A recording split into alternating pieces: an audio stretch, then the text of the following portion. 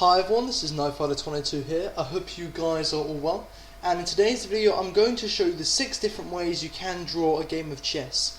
Now I often see players, when I go ask them what are the 6 different ways you can draw a game of chess, they often come up with 1, 2, sometimes 3, but there aren't actually a lot of players, even at the intermediate level, that can't name all 6 ways to draw a game of chess. So in today's video I'm going to show you examples of these 6 different ways and what they contain.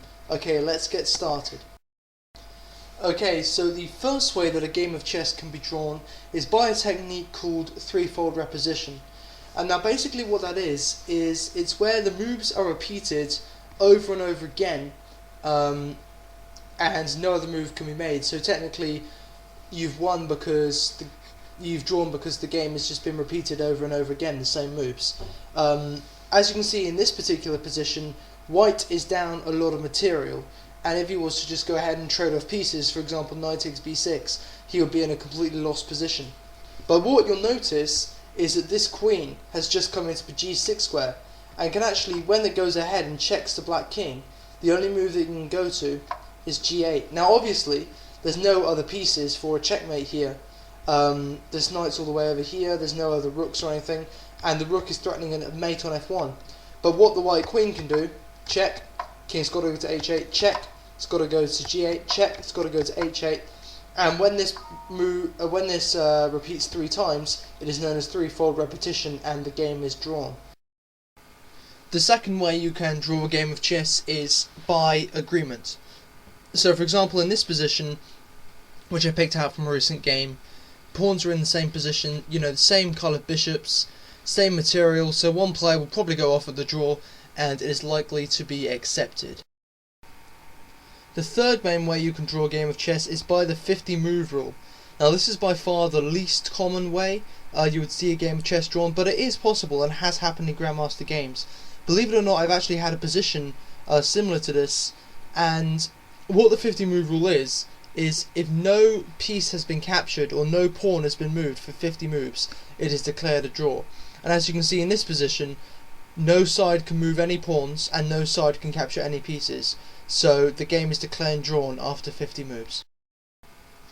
The fourth way that you can draw a game of chess is through insufficient material. So what this means is, for example, after black takes the pawn here, what's happened is the white side does not have the correct amount of material to checkmate the king. So for example, there is no possible checkmate on the black king when white just has a king and a bishop. So therefore, because the black king can't be checkmated, the game is drawn. The fifth way a game of chess can be drawn is by something called Perpetual Check.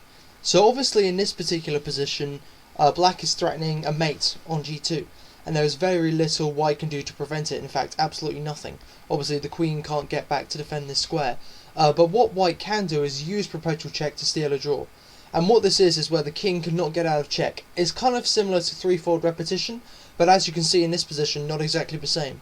So we have queen to c8 check, the king has to move to h8, and then queen to f5 check, king can move back, and then the queen can go back to c8. In this case g6 is played, the check is blocked, queen takes f7 check, and now we have the threefold repetition. So basically what Perpetual Check is it's where the king cannot get out of check. There's no way to block the checks and the game is drawn. The sixth and final way you can draw a game of chess is through something called stalemate. Now this is definitely very common amongst the lower rated players, not so much at top level play. The agreement one is the most common at top level play. But say for example in this position, white has a commanding lead. There is no way that white, there's no reason why white shouldn't lose in this position. But as you can see, what a white player might do is he might make a big mistake. For example, the move pawn to g7. As you can see, this is stalemate. And what this means is, black has no legal moves in this position. So it's not checkmate because the king is not in check. But look, can't go to h8 or f8 because the pawn.